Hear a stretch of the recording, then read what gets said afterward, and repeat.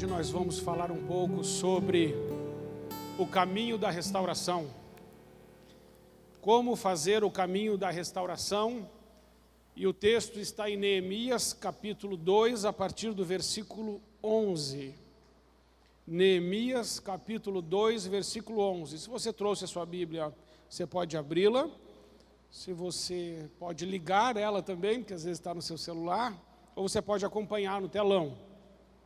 Neemias 2:11.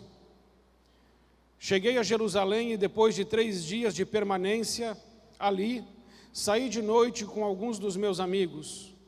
Eu não havia contado a ninguém que o meu Deus havia posto em meu coração o que eu fizesse por Jerusalém. Não levava nenhum outro animal além daquele que eu estava montado. De noite saí pela porta do vale, na direção da fonte do dragão e da porta do esterco, examinando o muro de Jerusalém que havia sido derrubado e suas portas, que haviam sido destruídas pelo fogo. Fui até a porta da fonte do tanque do rei, mas ali não havia espaço para o meu animal passar. Por isso subi o vale ainda de noite, examinando o muro, e finalmente voltei e tornei a entrar pela porta do vale. Os oficiais não sabiam aonde eu tinha ido ou o que eu estava fazendo, pois até então não tinha dito nada aos judeus, aos sacerdotes, aos nobres, aos oficiais e aos outros que iriam realizar a obra. Então eu lhes disse: vejam a situação terrível em que estamos. Jerusalém está em ruínas e suas portas foram destruídas pelo fogo. Venham, vamos reconstruir os muros de Jerusalém, para que não fiquemos mais nessa situação humilhante. Também lhes contei como Deus tinha sido bondoso comigo e o que o rei me tinha dito. Eles responderam: sim, vamos começar a reconstrução. E se encheram de coragem para a realização desse bom projeto. Quando, porém, Sambalate, o horonita, e Tobias, o oficial amonita, e Gesem, o árabe, souberam disso, zombaram de nós, desprezaram-nos e perguntaram: o que vocês estão fazendo? Estão se rebelando contra o rei? Eu lhes respondi: o Deus dos céus fará que sejamos bem-sucedidos. Nós, os seus servos, começaremos a reconstrução, mas no que lhes diz respeito, vocês não têm parte nem direito legal sobre Jerusalém. E em sua história não há nada de memorável que favoreça vocês. Amém. A palavra do Senhor nos ensina, com a história de Neemias, um caminho de reconstrução. No domingo passado, eu falei sobre Neemias, as marcas de um consolador. Sabemos que Neemias foi um homem que soube dessa história, que Jerusalém estava destruída, queimada pelo fogo, os muros estavam derrubados, as portas estavam queimadas, a cidade estava destruída, e Neemias perguntou, então, para Anani, seu irmão, como estava Jerusalém. Ao saber, Neemias começa a chorar, jejuar, se lamentar, se quebrantar diante de Deus para que isso fosse mudado. E aí ele se coloca à disposição de Deus, para que as coisas mudem.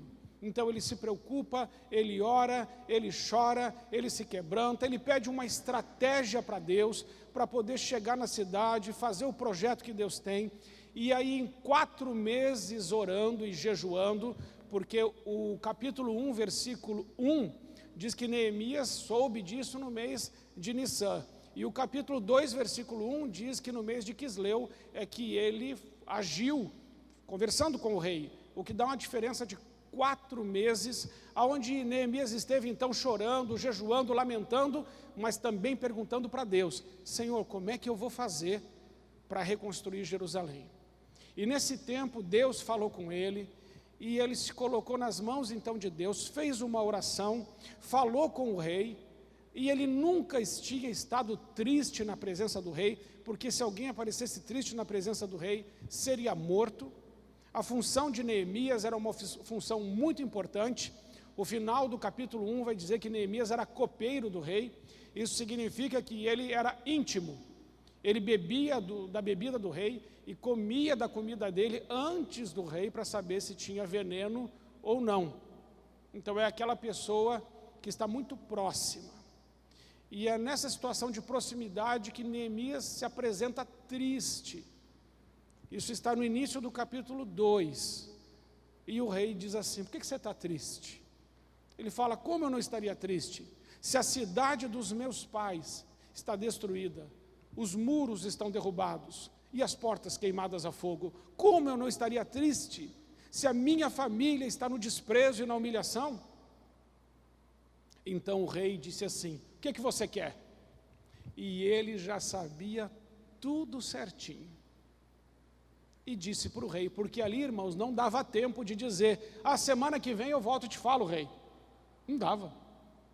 Eu vou conversar com alguém e vejo. Não, é na hora. Mas ele teve 4 meses de jejum e oração.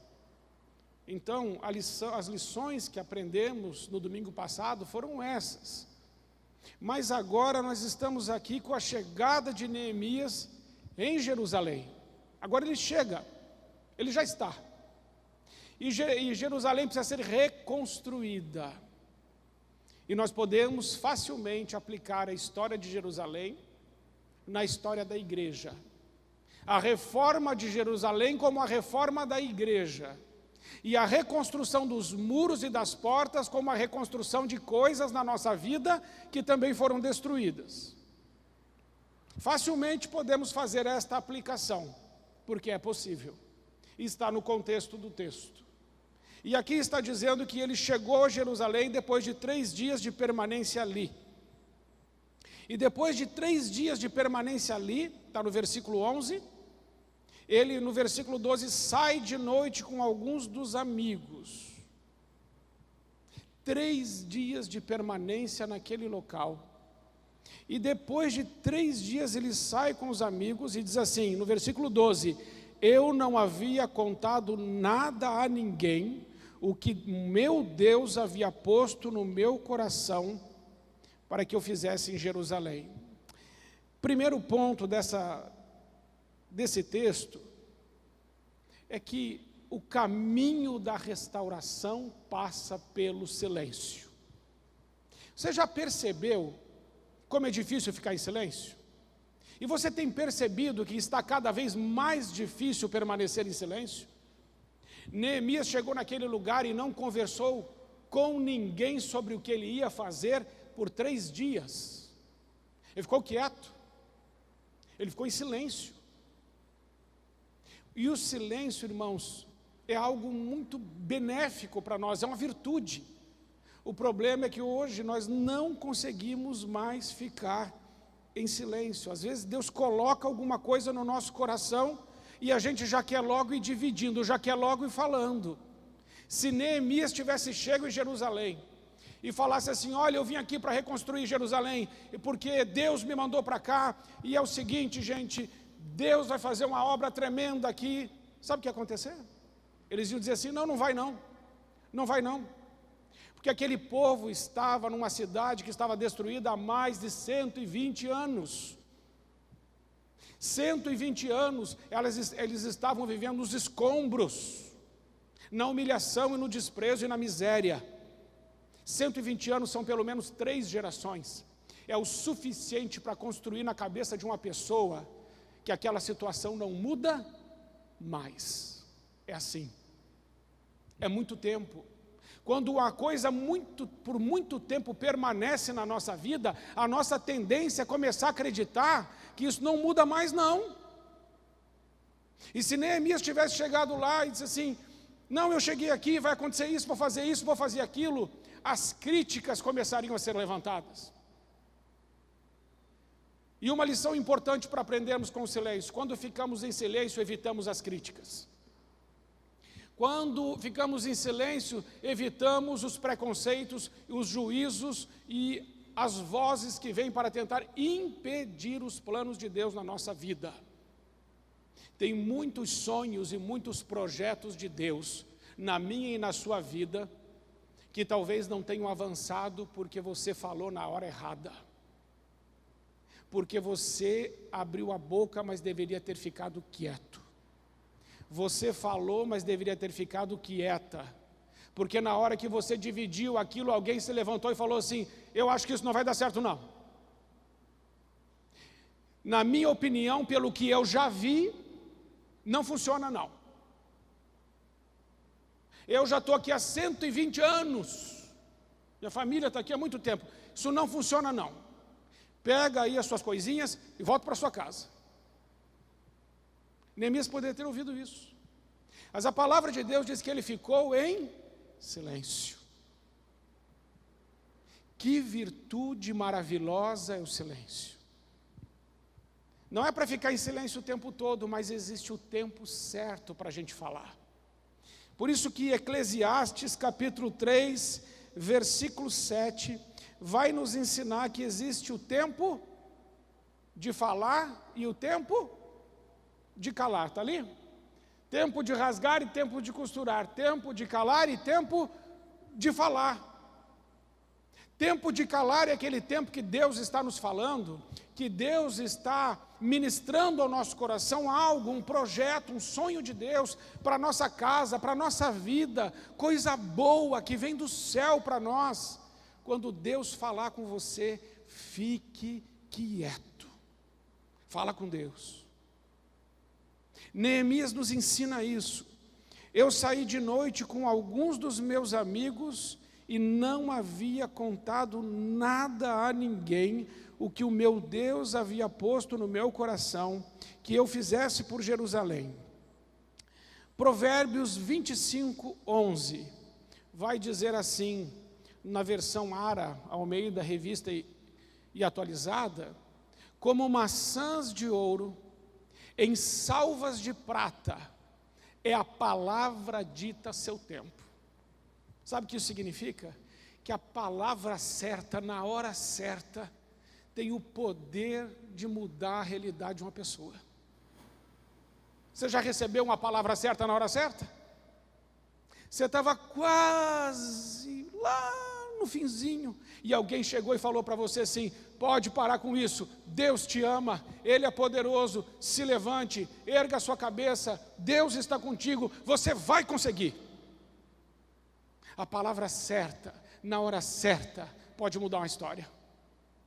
Mas a coisa certa, na hora errada, pode queimar a etapa e pode estragar tudo. Vocês estão me entendendo? A coisa certa na hora errada não adianta.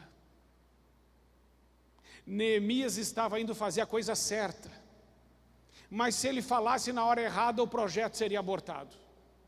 Duas coisas que nos paralisam: críticas e elogios.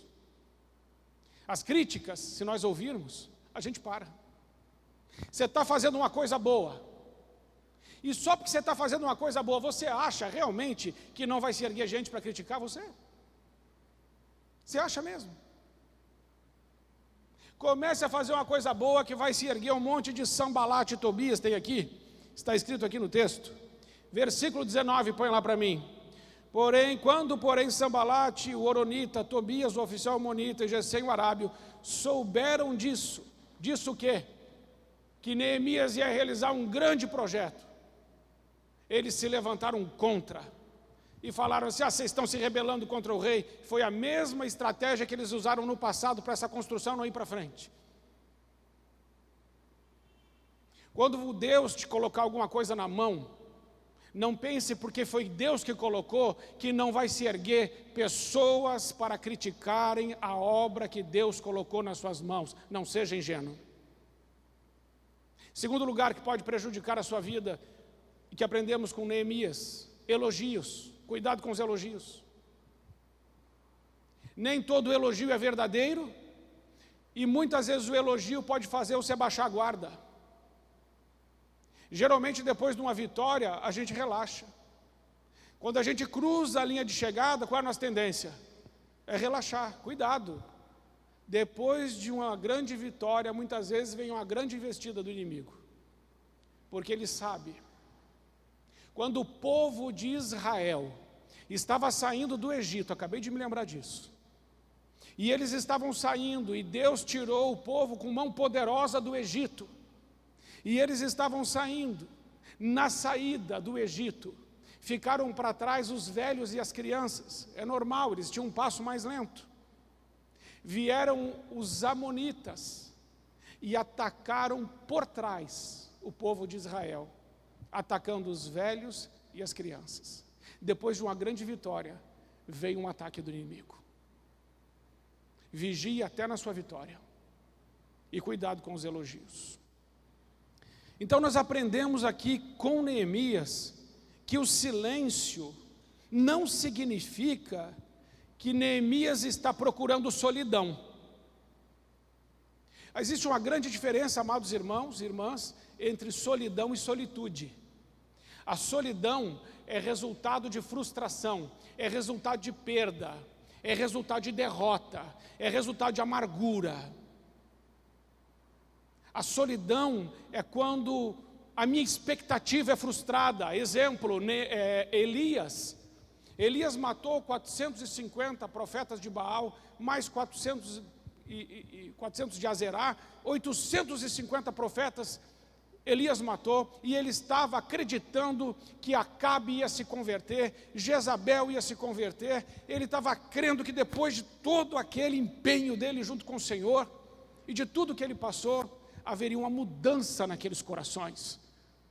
Mas quando ele terminou tudo aquilo, Jezabel disse assim: amanhã eu vou te matar. E Elias fugiu. E Elias, que estava na solitude, quando era alimentado por Deus, pelos corvos, e bebia água do ribeiro de Querite, quando ele era alimentado pela viúva, ele estava na solitude, desfrutando da companhia do Altíssimo. Mas quando as coisas não saíram do jeito que ele esperava, ele ficou frustrado, ele fugiu de Jezabel, e o primeiro erro que ele cometeu foi mandar o seu amigo que estava com ele embora. Solidão, nós erramos, nos isolamos, nos afastamos das pessoas, não queremos conversar porque estamos deprimidos, frustrados, amargurados, acovardados, intimidados, passivos. O que está acontecendo aqui com Neemias não tem nada a ver com isso, ele está na solitude. A palavra de Deus diz aqui, no versículo 12, eu saí de noite com alguns dos meus amigos. Ele não saiu sozinho não, ele não saiu sozinho não, ele não está se isolando, mas aquilo que Deus colocou no coração dele, está no coração dele, e os amigos fazem companhia. Interessante observar, irmãos e irmãs, é que Neemias sai à noite. Não é estranho isso? Porque ele sai à noite se é muito mais fácil enxergar de dia? Mas ele sai à noite para observar Jerusalém, porque à noite ele está livre dos ruídos, dos olhares, das conversas, das perguntas, das importunações. À noite ele tem paz, ele consegue pensar, ele consegue refletir. Na noite está o silêncio. O caminho da restauração passa pelo silêncio. E aqui então Neemias agora começa a ficar livre desses ruídos. E depois de 3 dias então Neemias vai olhar os escombros. Amados irmãos, nós precisamos de silêncio, porque o silêncio tem o poder de expor as dores da nossa alma. O silêncio, e está no silêncio o poder de nos dar um diagnóstico de como está a nossa alma, dos escombros da nossa alma, dos escombros da nossa vida. Muitas pessoas não querem mais ouvir a voz que está gritando aqui dentro, e aí elas não querem ficar em silêncio, porque o silêncio faz ouvir essa voz aqui dentro. E ficar sozinho não é ficar em silêncio. Dá para ficar sozinho no Instagram, não há silêncio aí. No WhatsApp, não há silêncio. Facebook, não há silêncio aí. Netflix, não há silêncio. Internet, também não. O que é o silêncio? O que é este silêncio? É o silêncio de Josué, capítulo 1, onde Deus diz para ele: medita na palavra dessa lei, de dia e de noite você será bem sucedido. No silêncio nós confrontamos a nossa alma com a santa palavra de Deus, porque a nossa alma, ela está ferida, ela está machucada. Todos nós temos uma história, e talvez na história da sua vida exista escombros.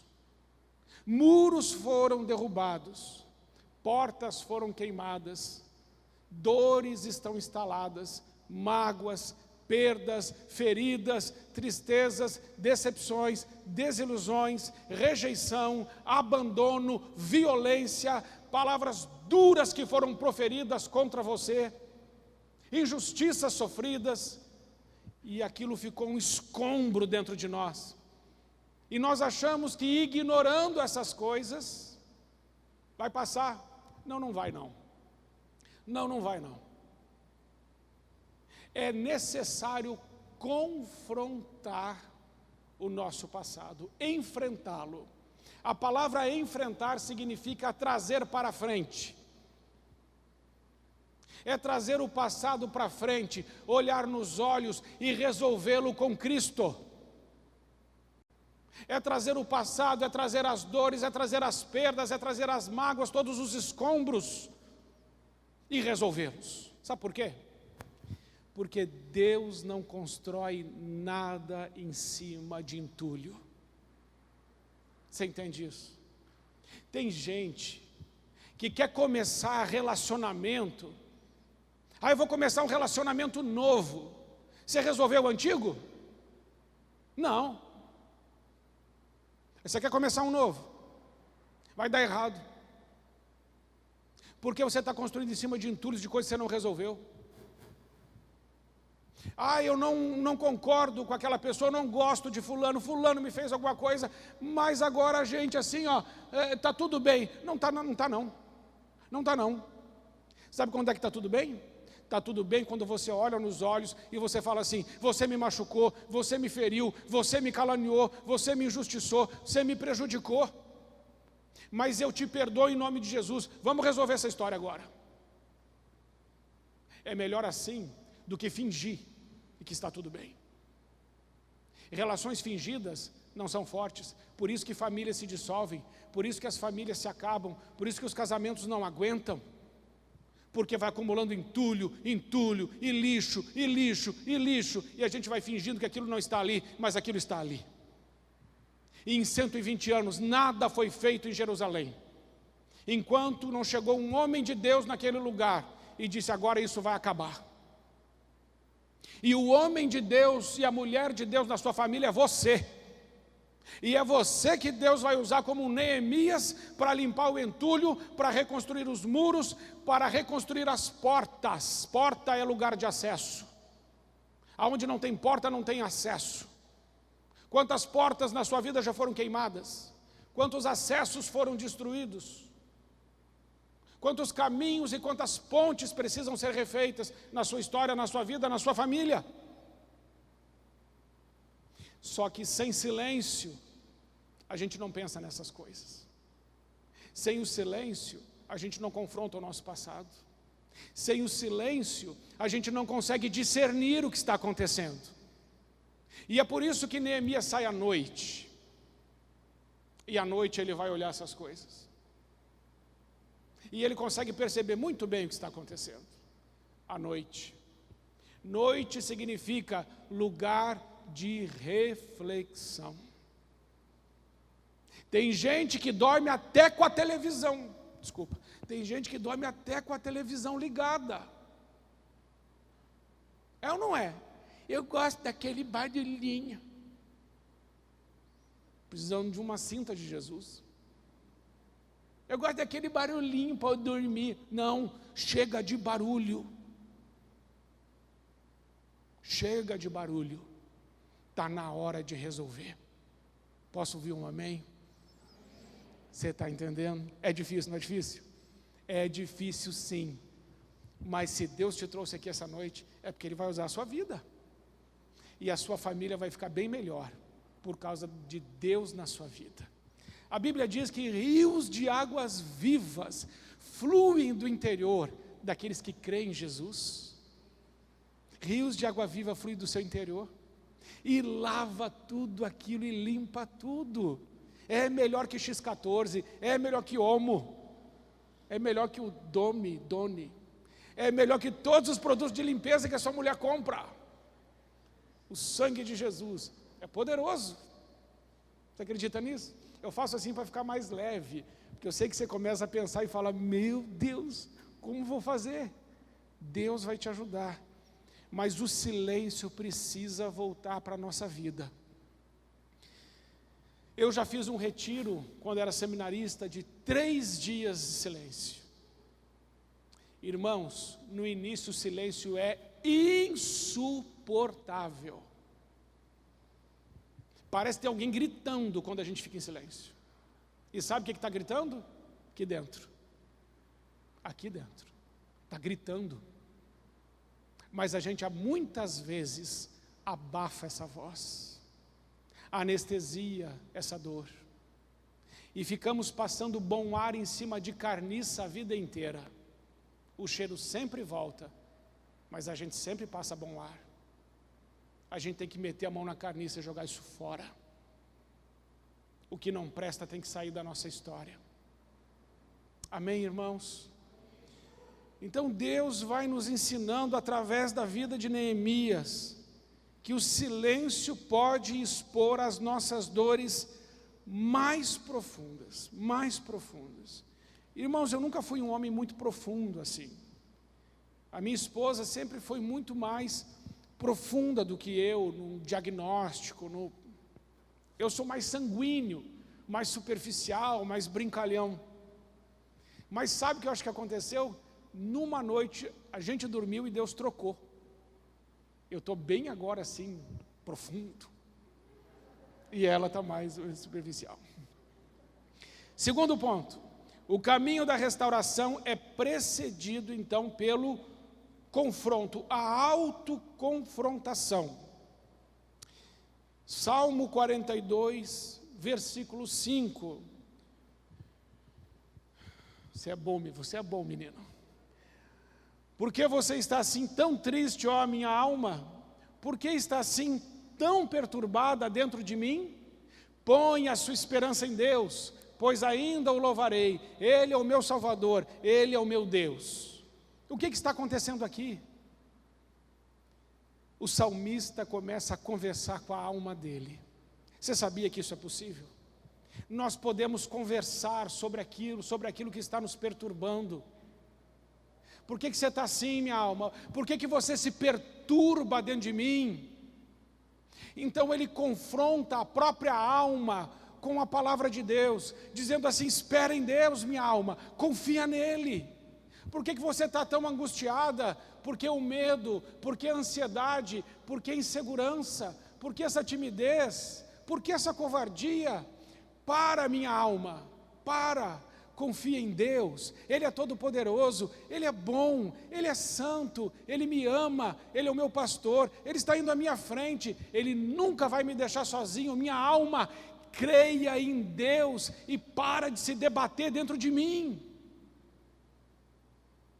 A gente precisa falar isso para a gente mesmo. Eu sei que pode parecer, às vezes, papo de doido, mas não é. Você precisa conversar com você mesmo, com você mesma. E você precisa começar a dizer para você a palavra de Deus. Se você ouvir o seu coração, você está perdido. Você está perdida. O nosso coração não presta. Jeremias capítulo 17, versículo 9. Vai dizer assim: o coração é mais enganoso que qualquer outra coisa, e sua doença é incurável. Quem é capaz de compreendê-lo? O nosso coração é corrupto, o nosso coração é perverso. É do coração do homem, disse Jesus, que vem o adultério, o homicídio, as blasfêmias, o roubo, o falso testemunho. É do coração do homem. Se você ouvir o seu coração, você está perdido. você precisa ouvir a palavra de Deus. A palavra de Deus é santa, ela é pura, ela é viva, ela é eficaz, ela não volta sozinha. Está escrito que a palavra de Deus, ela cumpre todo o propósito para o qual ela foi enviada. Ela não volta sozinha, ela obedece a Deus. A palavra de Deus, irmãos, não é só uma palavra. A palavra de Deus é o próprio Cristo, e o Verbo se fez carne e habitou entre nós, cheio de graça e verdade, e nós vamos a sua glória como a glória do Filho unigênito do Pai. A palavra de Deus é uma pessoa, a palavra de Deus é Jesus. Começa a falar a palavra de Deus para a sua alma e ela vai se acalmar. Porque muita gente fica com ansiedade e depressão? Porque muitas pessoas estão amarguradas, oprimidas? Porque não ministram sua própria alma com a santa palavra de Deus? Desafio você a ouvir a palavra de Deus. Pega um aplicativo, põe no seu celular, tem o nosso aplicativo da PIB, tem lá a palavra de Deus, coloca para ouvir a palavra de Deus, dá um play, e vai começar a ouvir, porque a fé vem pelo ouvir e ouvir a palavra de Deus. Seu coração vai se encher de fé, e aquelas montanhas, Deus vai aplanar. Você crê nisso? Neemias era esse homem, ele era esse homem, que tinha um coração reto diante de Deus. Neemias e Moisés tiveram uma coisa semelhante. Os dois passaram por um tempo de reflexão. Precisamos disso. Para a nossa vida mudar, muitas vezes Deus vai ter que nos parar. Se a gente não parar, Deus nos para. Moisés estava lá no Egito, tinha 40 anos. E ele era o príncipe do Egito. E Deus queria usar a vida dele, mas não podia. Porque ele estava no Egito e ele não estava entendendo o propósito de Deus. Aí ele vai querer ser o libertador de Israel, mata um homem, enterra na areia e foge.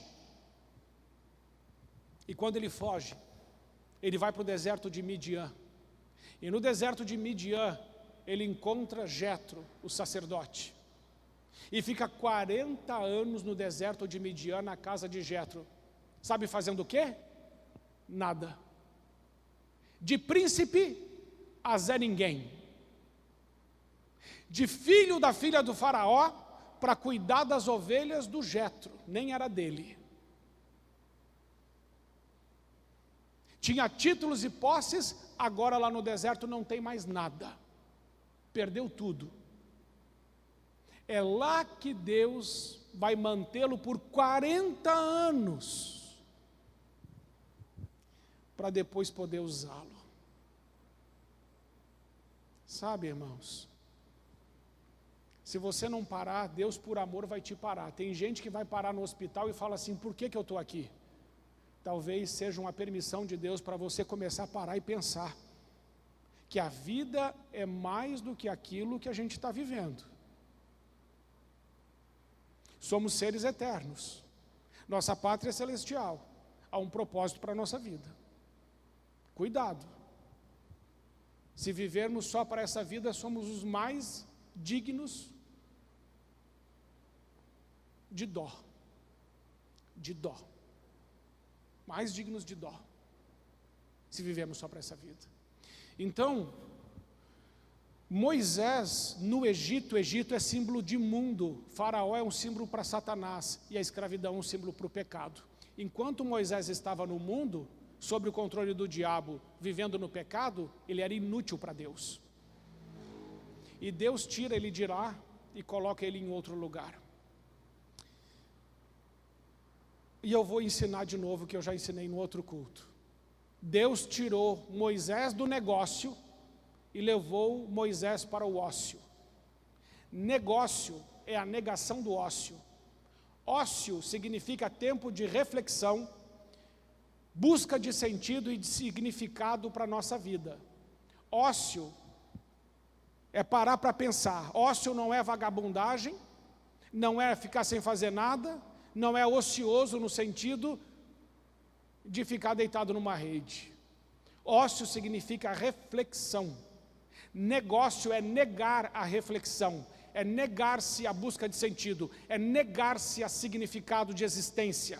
Portanto, negócio significa eu não penso, eu só trabalho, eu só faço, eu só realizo, eu sou uma ferramenta, eu vendo o meu trabalho por tanto por hora, e eu sou um instrumento na mão do mercado para trazer um resultado, para trazer dinheiro para alguém, para cumprir meta, para atingir alvo. Você está no negócio. Ócio significa Deus parando você e falando assim, vamos conversar? Vamos conversar? O que você está fazendo aqui nessa terra? Quem te criou foi eu. Quem cria diz o que é. Quem cria diz para que serve. Deus criou essa cadeira que você está sentado. Foi Deus? Não. Quem criou? Um homem. Um homem. Ele criou a cadeira e falou assim, chama a cadeira e serve para sentar. Quem cria diz o que é. Quem cria dá nome. Quem cria diz para que serve. Se o homem cria e diz o que é e diz para que serve, muito mais Deus. Deus te criou. O único que pode dizer quem você é e o propósito para a sua vida é Deus. Portanto, o mundo não pode dizer quem você não pode dizer quem você não é o que o mundo diz, você não é o resultado das circunstâncias e você não é o que você pensa que é. Você é o que Deus diz que você é. E Ele disse, vós sois a luz do mundo, vós sois o sal da terra, vós sois templo do Espírito Santo, casa do Pai, morada do Altíssimo, concidadão dos santos, vós sois família de Deus. É isso que você é. E o que você pode? Lucas 10:19. Eis que vos dou poder para pisar de serpentes e escorpiões e todo o poder do inimigo, sem que nada vos cause dano algum. Você tem autoridade e poder no nome de Jesus. Não pense que você é os títulos que você possui e nem as coisas que você tem. Cuidado, cuidado. Porque se você pensar isso, a hora que você perder seus títulos e suas posses, você se mata. Porque a sua identidade se misturou com seus títulos e posses. Cuidado. Agora, alguém que sabe quem é, como filho de Deus, tudo que ele tem e tudo que ele faz é consequência de quem ele é. Se tirarem tudo de um cristão, ele continua sendo filho de Deus. E isso basta. Por isso um cristão não se deprime quando perde ou quando ganha. Por isso que Paulo disse, eu aprendi a viver o contentamento, sei viver com muito, sei viver com pouco, sei viver na fartura, mas sei também passar necessidade. Tudo posso naquele que me fortalece. Quem entende quem é, não é refém das circunstâncias. Quem entende quem é, vive acima das circunstâncias.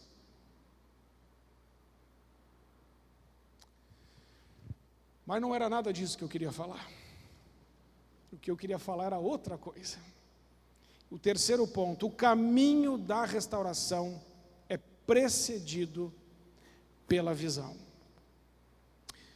A visão de Deus, veja o versículo 17. Olha o que Neemias vai falar. Versículo 17. Então ele lhes disse, vejam a situação terrível em que estamos. Olha que lindo isso, irmãos. Neemias não chegou lá falando o que tinha que ser feito e não chegou perguntando para ninguém como é que estava. Ele olhou, ele se inteirou e ele disse assim, vejam a terrível situação que vocês estão? Não. Vejam a terrível situação que estamos. Ele não se excluiu. Ele faz parte da solução. Ele faz parte da solução. Nós estamos com um problema. Precisamos aprender essa lição como povo de Deus. Quando um nosso sofre, todos nós sofremos. Mas quando um dos nossos vence, todos vencemos com ele. Quando um está triste, todos ficamos. Mas quando um está feliz, todos nos alegramos. E Neemias então diz, vejam, abram os olhos e vejam a situação terrível que estamos. Jerusalém está em ruínas, suas portas foram destruídas pelo fogo. Venham, vamos reconstruir os muros de Jerusalém, para que não fiquemos mais nessa situação humilhante. Também lhes contei como Deus tinha sido bondoso comigo Em outra versão ele diz assim: também falei como a boa mão de Deus estava comigo. Não conseguiremos realizar nada sem a boa mão de Deus em nosso favor. E versículo 20 finalmente, ele diz, respondendo, vamos ao versículo 19: quando porém Sambalate, o Horonita, Tobias, o oficial amonita, Gesem, o árabe, souberam disso, zombaram de nós, desprezaram-nos e perguntaram: o que vocês estão fazendo? Estão se rebelando contra o rei? Eu lhes respondi: o Deus dos céus fará que sejamos bem-sucedidos. Irmãos, deixa eu te falar uma coisa: quando Deus te der um sonho, quando Deus colocar um projeto na sua mão, quando Deus usar a sua vida, não confie nos homens, não confie nos recursos, não confie nas circunstâncias, confie em Deus. Neemias tinha o apoio do rei, Neemias tinha os recursos na mão, Neemias tinha títulos e posses, mas Neemias disse: nós vamos conseguir, porque o bom Deus Todo-Poderoso, o Deus dos céus, Ele está conosco. Nós só conseguimos alguma coisa de verdade pela mão de Deus. As nossas conquistas só são permanentes pela mão de Deus. Se você tem um sonho que você pode realizar, esse sonho é teu. Boa sorte. Agora, se você tem um sonho que somente com Deus você pode realizar, esse sonho não é teu, esse sonho é de Deus na tua vida. Eu prefiro viver os sonhos de Deus, porque os meus são muito pequenos, os meus são muito egocêntricos, mas os sonhos de Deus são maiores que os meus. Eu desafio você a viver como Neemias, um homem e uma mulher dispostos a viver os sonhos de Deus, de ser usados por Deus para reconstruir aquilo que foi destruído. Eu quero dizer para você que o Deus Todo-Poderoso está com você, a boa mão do Senhor é sobre a tua vida. Aquilo que foi destruído pode ser refeito. E vão se levantar pessoas para dizer assim: não, não pode não. Você vai dizer assim: pode sim, porque a boa mão do Senhor, do Deus dos céus, está sobre a minha vida. Pode sim, pode sim. Faça calar as vozes internas, faça calar as vozes externas, siga em frente. Não deixe que nenhum crítico te desanime e te pare. E não permita que os elogios te tornem soberbo e altivo. Permaneça de joelhos, porque esse é o lugar mais alto realmente que um cristão pode estar, é aos pés de Jesus.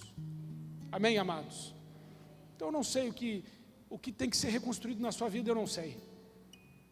Mas o bom Deus, Ele sabe.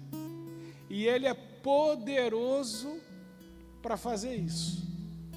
E não interessa quanto tempo está desse jeito. Neemias estava com essa situação que ele chegou lá, era 120 anos. Sabe quanto tempo ele levou para construir tudo? 52 dias. 52 dias. Um problema que estava lá alojado há 120 anos foi resolvido em 52 dias. Tem problema que está andando junto com a gente tem um tempão, e talvez nós estejamos tolerando isso, mas quem sabe hoje Deus está falando para você: meu filho, minha filha, diga chega, eu estou com você. Mande essas vozes se calarem, escute só a minha. Eu te amo, nunca te deixarei, jamais eu te abandonarei, mas eis que estarei convosco todos os dias até o final. Esse é o nosso Deus. Ele é maravilhoso, Ele é bom, Ele é poderoso. Ele vai te dar a vitória se você obedecê-lo. Amém? Vamos ficar em pé e vamos orar ao nosso bom Deus, pedindo a sua maravilhosa ajuda em nossas vidas. Pai querido, em nome de Jesus, nós queremos agora, Senhor, como Neemias nos ensinou, dizer ao Senhor que o problema que existe, nós somos responsáveis para resolver. Nós não vamos procurar culpados, nós queremos ser parte da solução. Por isso, Pai, em nome de Jesus, ministramos a nossa alma com a Tua palavra. E nessa noite nós dizemos: aquieta-te, minha alma. Por que que você está tão perturbada? Confia em Deus, porque ainda eu o louvarei. Eu ainda bendirei o seu nome por tudo quanto tem feito por mim. Senhor, muito obrigado, porque eu creio que o Senhor levanta hoje homens e mulheres para reconstruir. Homens e mulheres que vão limpar todo o entulho e vão construir sobre a rocha que é Jesus Cristo. E o que construírem sobre a rocha nunca poderá ser destruído. Nunca poderá. Pai, muito obrigado pela Tua santa palavra. A Tua palavra é maravilhosa. Ela é viva e creio que ela produzirá muito fruto na nossa vida para a glória do Teu nome. Recebe, Senhor, a nossa oração e adoração, em nome de Jesus. Amém.